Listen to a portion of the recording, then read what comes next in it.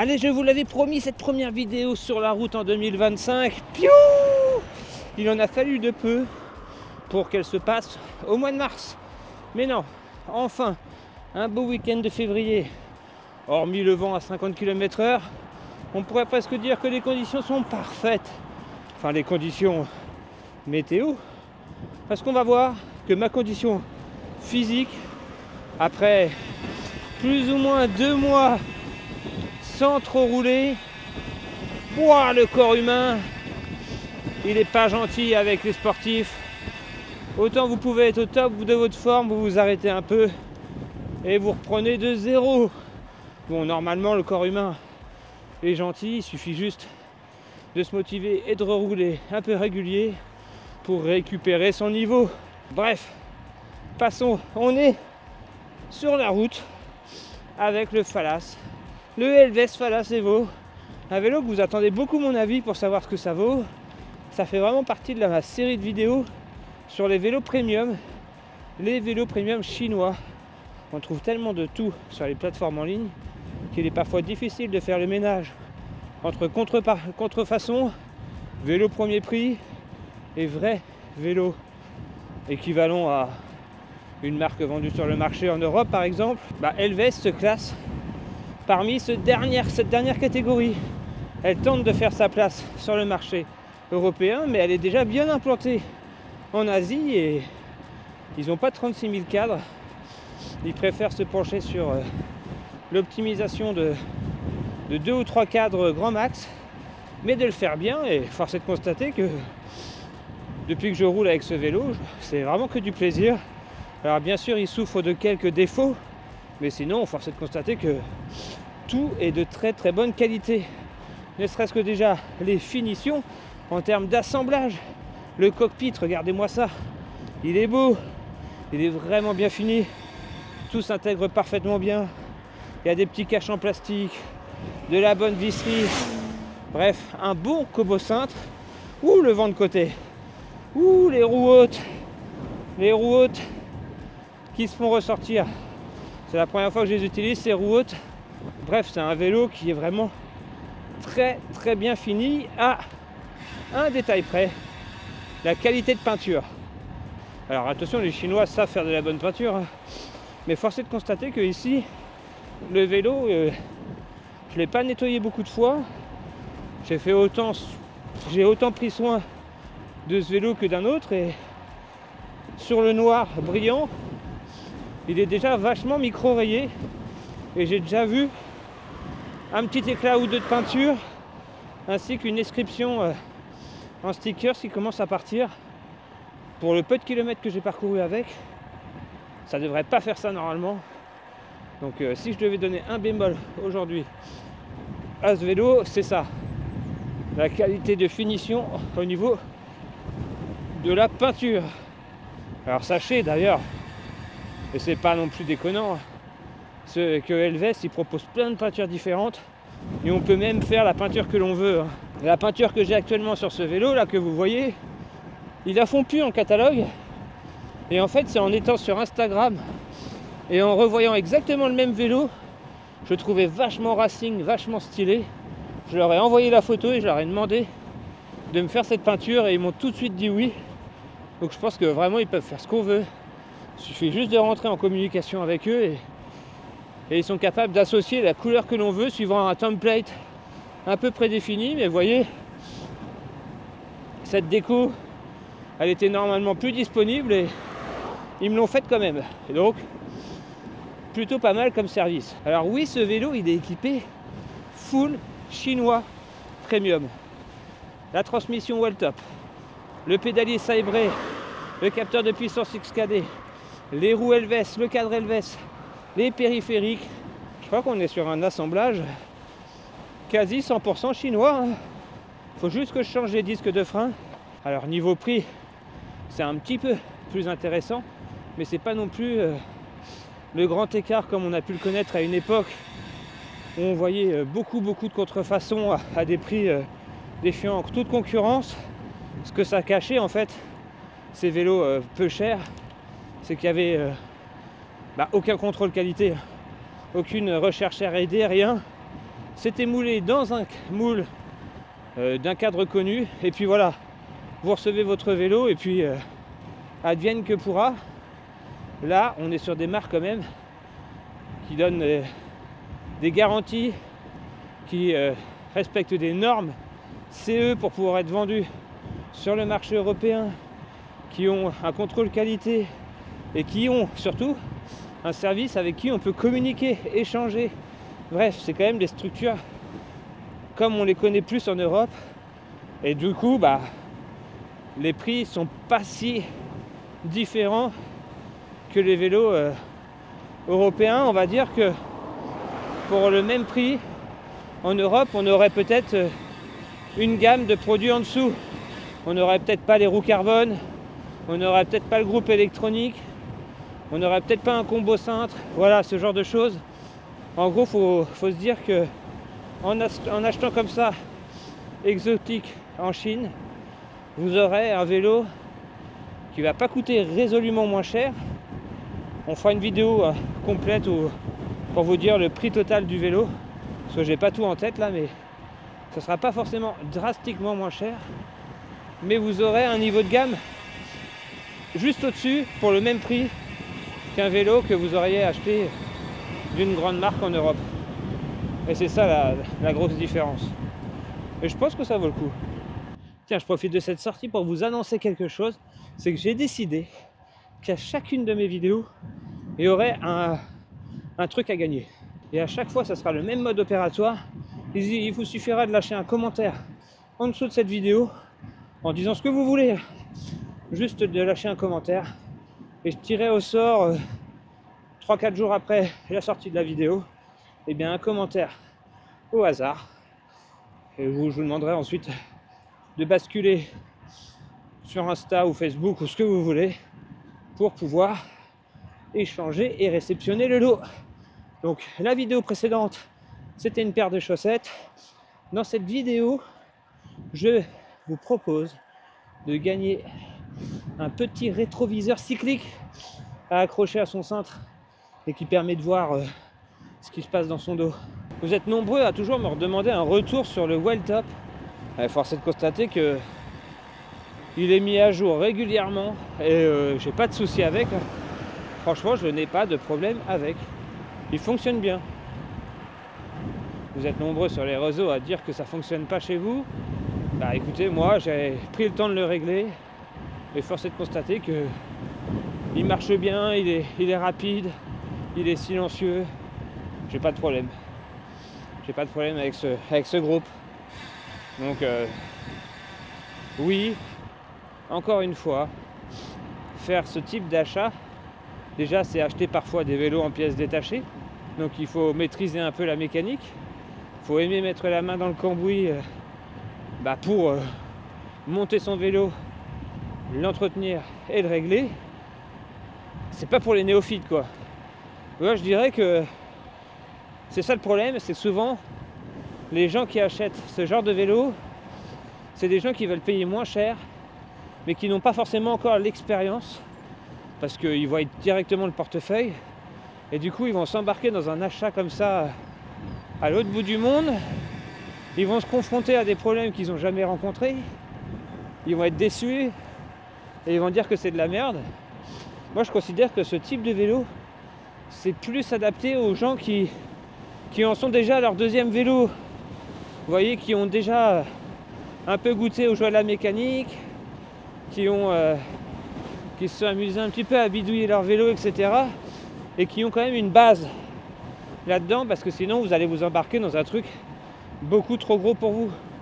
Il faut être équipé en termes de matos, en termes d'outils. Il faut avoir des notions de boîtier de pédalier BBB, BB30, bref, et j'en passe. Bien comprendre pour choisir le bon pédalier qui ira avec votre boîtier de pédalier. Pour faire la comparaison, c'est exactement comme si vous vouliez acheter un nouveau PC et que vous voulez le monter vous-même. C'est exactement pareil. Si vous avez l'impression de ne pas avoir les connaissances suffisantes pour monter un PC soi-même, vous achetez un PC tout monté Ah, c'est exactement pareil pour ce genre de vélo. Ça m'a pris quand même plusieurs semaines pour le monter. J'ai été confronté à des problèmes de compatibilité, des interrogations, quelques casse-têtes à régler. Mais voilà, il est là, il est prêt et il fonctionne même très bien. C'est une aventure. Alors ce vélo a beau ressembler à une machine de course, vous vous dites je suis en train de rouler à 40 km/h là, bah non, reprise oblige, je suis plutôt à 27 à l'heure, 26 de moyenne même. En même temps, j'ai eu le vent dans la tronche tout le début de sortie, c'est 15 premiers kilomètres, donc logique. Autant vous dire que pour pas me dégoûter de ma reprise, je vais pas faire 60 bornes aujourd'hui. Je vais faire 1h30, ça sera très bien comme ça, et ça me permettra de remettre les pieds à l'étrier, du moins les pieds dans les pédales, et de remonter de façon régulière et efficace sur un vélo.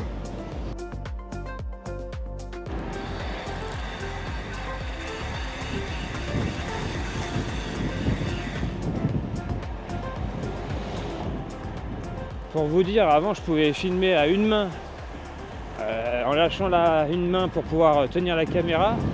Aujourd'hui, la majorité des routes, je peux plus faire ça en fait.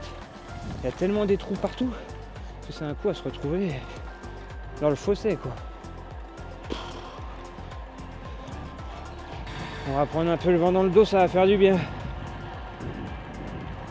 Le vent dans le dos. Ah. On va pouvoir un petit peu plus avoir une sensation de vitesse, ça va faire du bien. Pendant mes 2 mois où j'ai pas roulé, je vous ai vu beaucoup à faire du gravel. Et d'ailleurs à me demander des questions sur le gravel. Et franchement, je me la pose aussi vu l'état des routes. Je me dis que un vélo plus confort, attention, hein, gravel ne veut pas dire confort. Hein. Ça dépend si vous prenez un gravel confort ou un gravel pour faire la course, mais un vélo avec la capacité d'absorber un peu plus les irrégularités de la route, je suis pas contre. Et je vieillis les gars, ça fait 8, 9, 10 ans que je suis sur YouTube. Alors premier défaut ou remarque sur cette paire de roues que je vais vous présenter dans une prochaine vidéo, elles font beaucoup de bruit. Beaucoup de bruit en roue libre. Pas autant que les Artec 6, mais quand même. Elles font du bruit. Regardez-moi ce vélo. Côté non transmission. Hop. Vous voyez pas comment c'est beau ça?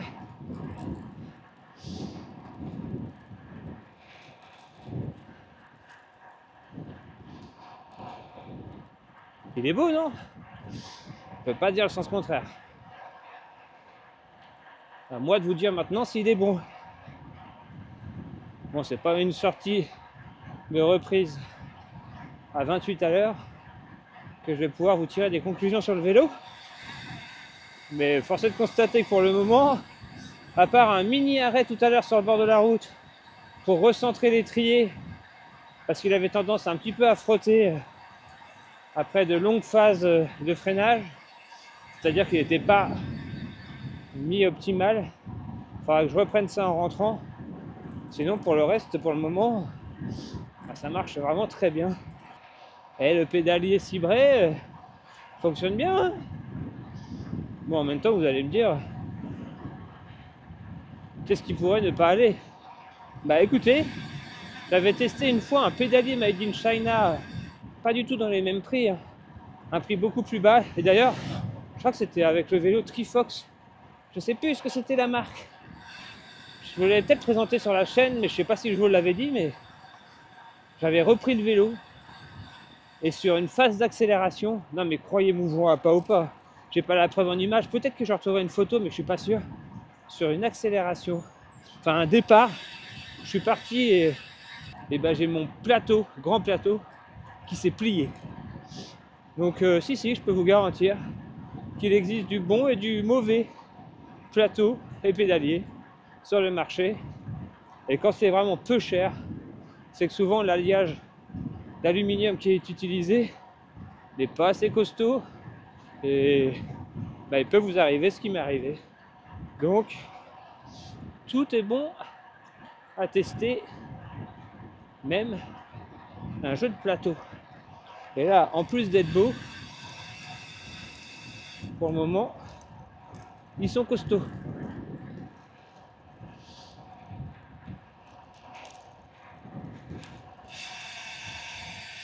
Histoire d'être dans le thème, j'ai mis le petit IGP Sport IGS 800 là, qui est pas mal, hein, franchement.